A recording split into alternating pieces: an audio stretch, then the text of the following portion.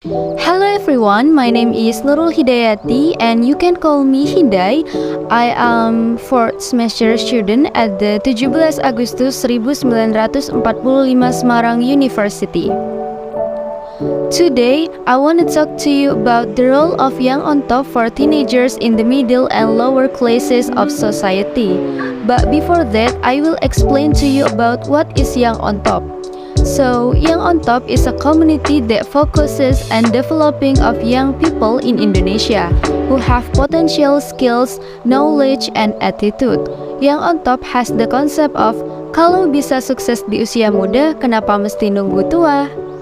Nah, sekarang kalian sudah tahu atau mulai ada gambaran nih tentang yang on top. Mungkin beberapa dari kalian bertanya-tanya, kenapa aku memilih komunitas ini? Aku memilih komunitas ini karena aku merasa bahwa topik ini relevan dengan topik di mata kuliah Speaking for Academic Purposes. Dan aku rasa disinilah antara komunitas dan audiensnya sangat berkesinambungan. Fun fact, aku pernah menjadi staff katalis di Young on Top Depok periode 2021 sampai 2022. Dan let's move to the evidence. Di sini aku harus memberikan bukti atas argumen-argumen aku sebelumnya. Kenapa sih aku memilih Young on Top Depok? And then I've been a member of the Young on Top community, specifically Young on Top Depok, since 2021.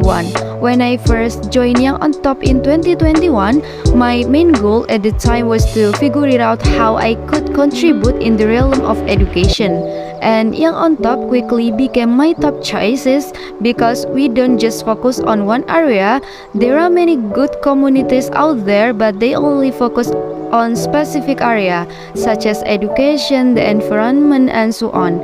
Nah, alasannya kenapa aku memilih komunitas ini karena komunitas ini tuh tersebar di seluruh wilayah Indonesia. Karena menurut aku untuk saat ini banyak sekali komunitas-komunitas bagus di luar sana, tapi mereka tuh hanya fokus ke daerah-daerah, ke salah satu daerah saja. Misalnya ada nih komunitas bagus gitu kan, mereka hanya fokus kepada pemerataan pendidikan yang ada di Jakarta. Padahal memang betul Jakarta merupakan pusat ibu kota, kota metropolitan. Tapi di samping itu banyak sekali kota-kota di luar Jakarta yang pendidikannya juga masih kurang. Nah, kenapa aku join yang on top ini? Karena yang on top ini benar-benar rata di seluruh Indonesia. Baik itu di Jakarta, di luar Jakarta, semuanya ada. So, what is the evidence that this community can assist all regions of Indonesia? Lantas, apa sih buktinya kalau misalnya komunitas ini bisa membantu seluruh wilayah di Indonesia? Yang on top, it's a community that has spread across 23 cities in Indonesia and has more 1,000 members.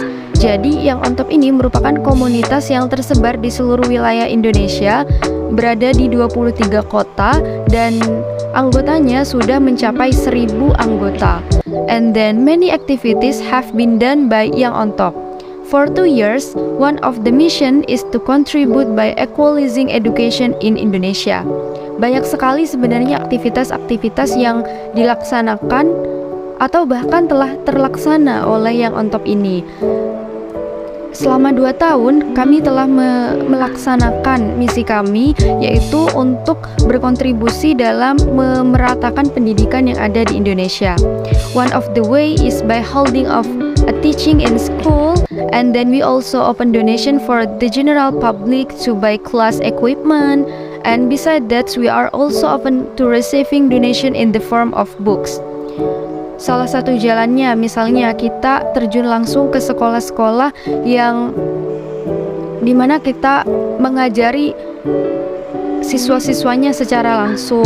Kemudian kita juga membuka donasi untuk masyarakat umum, halayak umum, dimana nanti uangnya kita salurkan uang-uangnya itu untuk membeli perlengkapan kelas. Kemudian kita juga membuka donasi berupa buku-buku yang sudah tidak terpakai. Jadi misalnya saya kan sekarang udah kuliah. Jadi kan saya punya buku-buku tuh dari buku SD saya, buku SMP saya, buku SMA saya. Nah, saya bisa donasikan, kemudian saya kasih buku-buku itu kepada adik-adik yang mereka tidak bisa bersekolah karena kendala finansial. Nah, di sana peran yang on top itu kita membuka sekolah atau membuka taman baca. Nanti per divisinya itu kita punya program kerja sendiri, di mana nanti dengan buku-buku itu kita bisa membuka taman baca, kita bisa mengajari adik-adik kita untuk membaca, menulis. Intinya untuk walaupun adanya kendala finansial, jadi gapnya itu tidak terlalu jauh, tidak adanya kesenjangan antara yang kelas menengah ke atas atau kelas menengah ke bawah. Setidaknya mereka bisa memiliki kemampuan untuk baca tulis di usia mereka. Yang on top itself often holds workshop and conferences, and with members spread across 23 cities, they are invited to attend conferences. In this conference, Yang on Top invited well-known speakers such as the President of the Republic of Indonesia, namely Mr. Insinyur Joko Widodo and Najwa Shihab. With the 1,000 members, everyone is asked for donations sincerely, and with these donations, we collect them to carry out our work program in equalizing education in Indonesia. Jadi, Yang on Top sendiri sering melaksanakan workshop dan konferensi, di mana dengan anggota yang tersebar di 23 kota tersebut, mereka diundang untuk menghadiri konferensi. Dalam konferensi ini, Yang on Top mengundang narasumber ternama seperti Presiden Republik Indonesia, yaitu Bapak Insinyur Joko Widodo dan Najwa Shihab. Dengan 1.000 anggota tadi, setiap orang diminta sumbangan seikhlasnya. Dengan sumbangan tersebut, kami kumpulkan untuk melaksanakan program kerja kami dalam menyamaratakan pendidikan di Indonesia. And then let's move to the obstacles. When joining a community, there must be obstacles. Then what are the obstacles experienced by this Yang on Top community?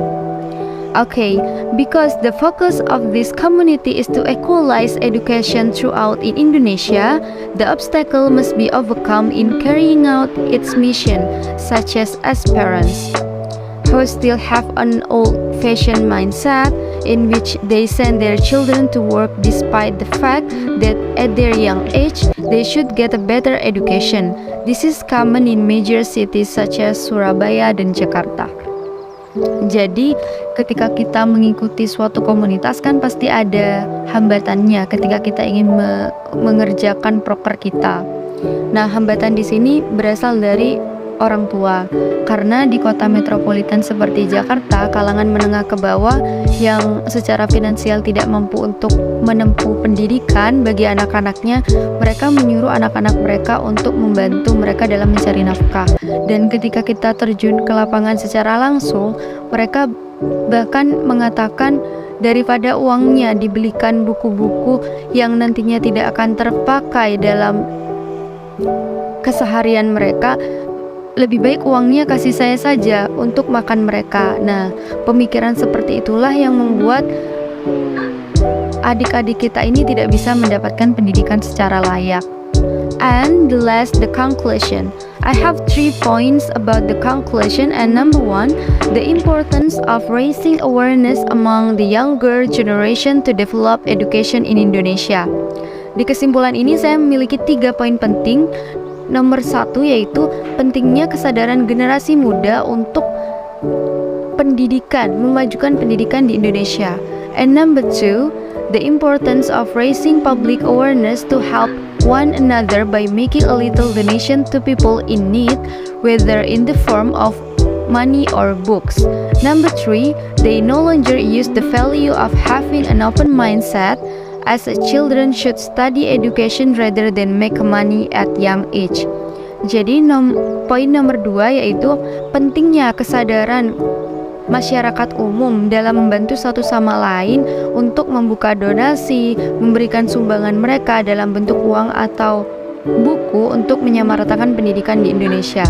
Kemudian poin nomor 3 yaitu harusnya orang tua itu di era sekarang harus memiliki pemikiran terbuka, di mana anak-anak mereka di umur yang masih muda seharusnya dibiarkan untuk menempuh pendidikan, bukan untuk mencari nafkah di usia mereka yang masih muda. And that's all from me. I am Nurul Hidayati. Thank you for your listening. Thank you for your great attention and see you on the next video. Bye bye. Don't forget to subscribe.